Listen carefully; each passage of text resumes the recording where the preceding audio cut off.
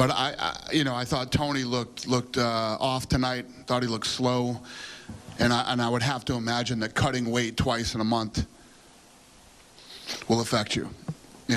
So I don't know if that was it or what, but the guy isn't fucking human. He's got a chin like nothing. Nobody takes Gaethje's punches like that. Nobody I've seen since I've been watching, Gaethje fight can take punches like that. But this kid did, man. Tony Ferguson is.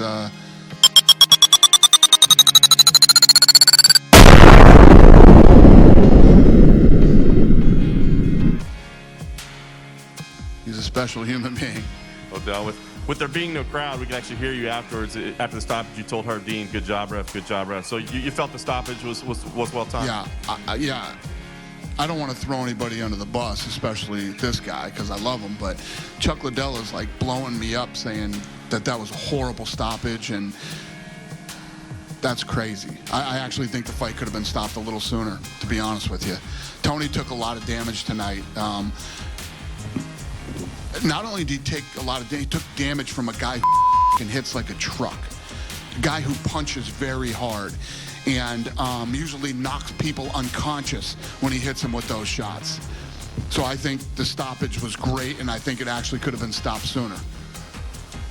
We haven't seen Gaethje yet. I mean, he clearly took a little bit of damage as well. But do you have an idea, how soon you'd like him to fight Khabib, or when we could put that fight together? Well, Khabib tweeted that he's ready to go this summer, so we'll get back home next week and figure out, what's next and get this fight together as soon as possible. Fantastic. I want to ask you about Henry Cejudo. Obviously, a great performance by him as well. Incredible. Looked incredible tonight. The retirement, take you by surprise? Did you have any inkling that maybe that was coming? Yeah, he's been talking about retirement to us for the past several months. I didn't know he was going to do it tonight, but I knew he's been talking about it. And my opinion on that. If you start talking about retirement in this business, it's probably a good idea. Yeah. Although, I think he's one of the best in the world, right? He looked incredible. And say what you want about Dominic Cruz and his layoffs and all this other stuff. Cruz is a ass fighter with a very high fight IQ and very motivated to win, et cetera, et cetera. And tonight was a big win for Cejudo. No question. Now you've got to figure out what to do with the title. I know that you probably want to mull it over a little bit, but are there any initial leanings on what you would do? You've got Sterling and Jan saying maybe they should fight for the title. It's Peter, Jan, and somebody. Yeah. We'll get that figured out, too. We'll make a title fight next week for the vacant title and probably do that fight as soon as possible. Good. And then last thing, I got to ask you about the Jacare news. Of course, everything came down last night. What were your thoughts on that? How did it play out? Because it was, I don't know, it seemed kind of weird to all of us that, we find out kind of last minute. It started on Wednesday. What was the timeline? How did this all unfold? Yeah, we found out last night. The whole world is weird right now. Everything's weird. This whole event's weird. It's different. We live in a different world than we did 2 months ago. And, the bottom line is the system worked. The system is you want to find people that, what you don't want to do is 2 days after the fight say, Jacare tested positive for, so it worked. The system worked that we put in place. Most of you that are here have worked with us for a long time. You know how we are without sounding like we're really good at what we do. We're very, very good at what we do. And the way that this week went, we'll just get better. We'll get better by Wednesday. Then we'll be better by Saturday.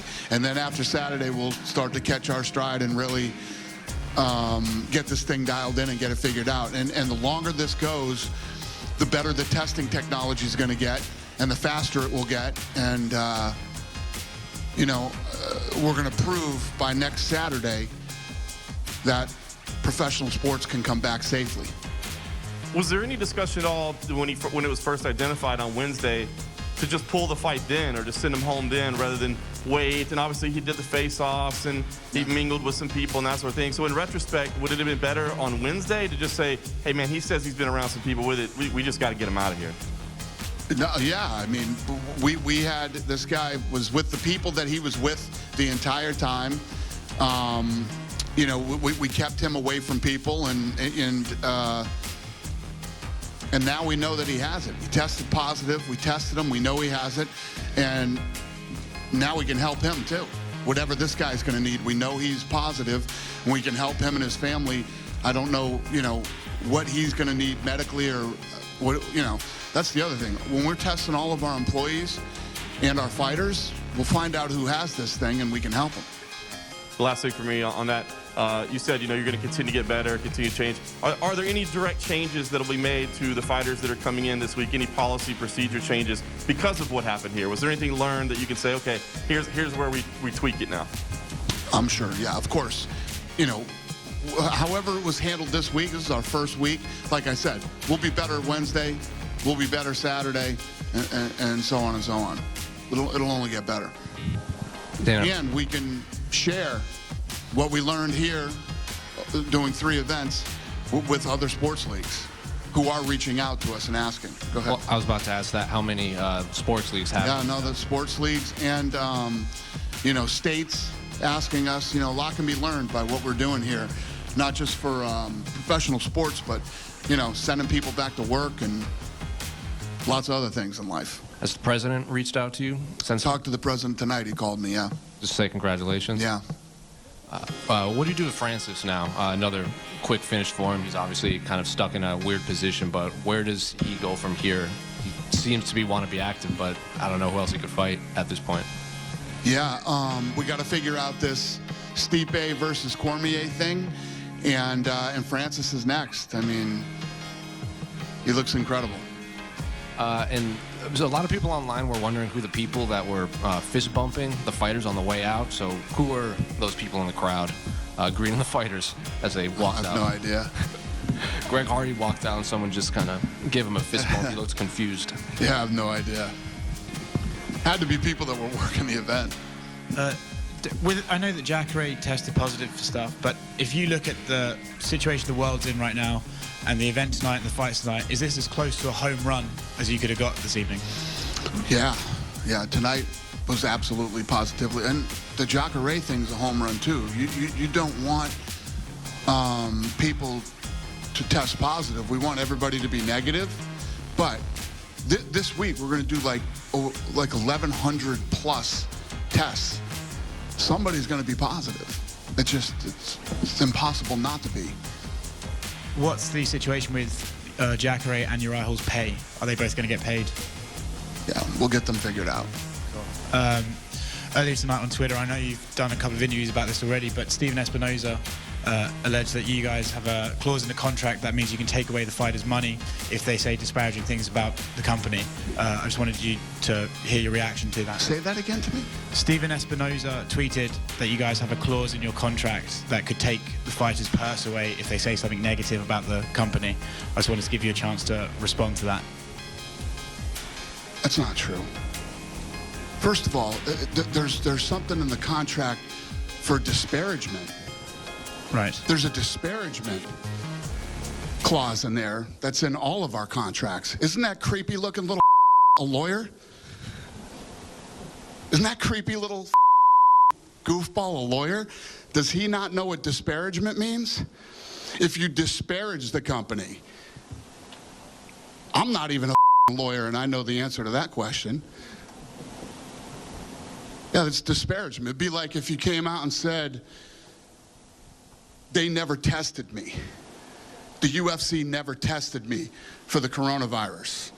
But if you came out and had something critical to say about the testing that was true, that wouldn't be disparagement. Cool. Tonight it was announced that Amanda... In law school did he go to? I can't stand creep. Anyway, if you couldn't tell, go ahead. Is that based on the Mayweather-McGregor stuff? Is the what? Do you dislike him because of Mayweather-McGregor and the interactions you had? He's just a look at him. The creepy little dude. Amanda Nunes versus Felicia Spencer. What the does he know about our contracts? No, you just hit me out of left field with this thing. What does that guy know about our contracts? And if you do, I thought that guy was a lawyer. Wasn't he De La Hoya's lawyer? I don't know either. Whatever. But anyway, yeah. I hope I answered your question. Yeah. That's the truth. Thank you. Amanda Nunes versus Felicia Spencer announced for UFC 250. is that the confirmed main event, or are you looking to add potentially another title fight? I don't even know. Right now, off the top of my head, No. I got so much other going on in my head right now. I don't know. Joe Rogan was interviewing the fighters tonight in the cage next to them, and he said on commentary multiple times that he wishes he, Anik, and Cormier could just sit together properly. Why are those guys spread out and then have them do like spots together and stuff like that? Yeah, you know, obviously there's this, you know, the whole social distancing and keeping people away from each other and everything. Everybody here was tested, you know. The people that are still here we know are negative. I don't know. You know, we're just trying to, like I was saying with Morgan earlier, we're still figuring this whole thing out. You know, this was the first one. It was a success. Wednesday will be better. Saturday will be better than that, and so on and so forth. And last thing from me, earlier today on, I think it's your Instagram, Nate Diaz told Conor McGregor to shut his mouth, and then Conor replied, "Why don't you sign the contract?" Right. Is there something there that we should know about?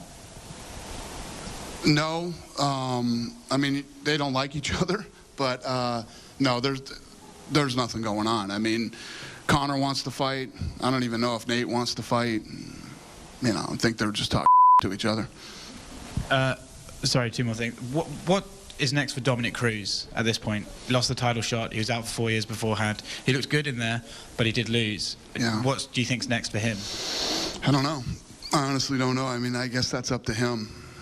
You know, I know he was unhappy with the stoppage, and you know, was telling me that he thought the stoppage was and stuff like that. So I don't know how he feels about it. And is this the end of Tony Ferguson versus Khabib Nurmagomedov? Well, for now it is, yeah. Thanks, Dan. Yep. Dana, President Trump had a message of, you know, this being the first live sport to be back. How did that come about? He, you know, he wants sports back. He wants to do it in these phases. He thinks the sports needs to come back first, then figure out how to get people back to work, and then figure out how to get kids back in school. You know, we came out and we were first, and he congratulated us on being first. Were you surprised? Yeah. Yeah, well, I thought it was, you know, it was very nice of him, cool, but very typical of him. This guy's been awesome to me for 20 years.